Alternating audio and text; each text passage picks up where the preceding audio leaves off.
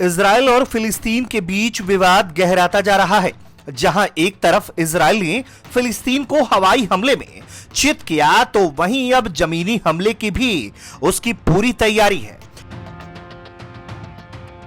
और इसके लिए इजरायली आर्मी ने मोर्चा संभाल लिया है।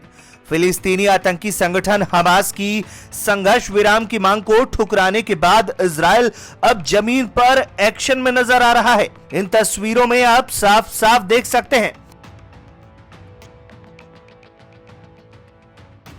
इजराइल की तरफ से गाजा बॉर्डर के पास सेना की 2 टुकड़ियों के साथ एक हथियारबंद टुकड़ी को तैनात किया गया है। इसके साथ ही कम से कम 7,000 रिजर्व सैनिकों को भी बुलाया गया है। बॉर्डर के आसपास रहने वाले लोगों को बंकर में जाने के निर्देश दिए गए हैं, क्योंकि हो सकता है कि हमास की तरफ से भी जवाबी हमला हो। ये जानकारी इजराइल डिफेंस फोर्सेस के ट्विटर हैंडल से दी गई है। उस ट्वीट में यह भी कहा गया है कि यदि इजराइल में मरने वालों की तादाद कम है, तो इसका यह अर्थ नहीं कि गाजा से हमले नहीं हो रहे, बल्कि इसका यह मतलब है कि आईडीएफ अपने लोगों की सुरक्षा कर रहा है।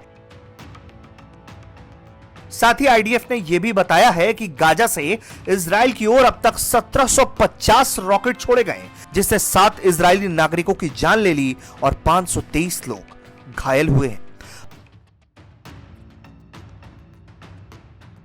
हमास और इस्लामी जिहादियों ने स्कूल, अस्पताल, बस और तमाम घरों को टारगेट बनाया। इसके बदले आईडीएफ ने उनकी उस इमारत को तबाह किया जहां से वो आतंकी दफ्तर चलाते थे और हमले की प्लानिंग करते थे।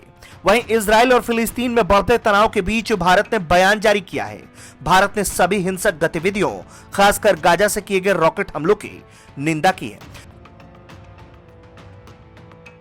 साथ ही हिंसा पर रोक लगाने की जरूरत पर जोर दिया है और भारत की तरफ से इजराइल में एक भारतीय नागरिक की मौत पर शोक भी जताया गया है। इस बात पर जोर दिया गया है कि तनाव में तत्काल कमी लाने की जरूरत है और दोनों पक्षों को यथास्थिति में बदलाव से बचना चाहिए।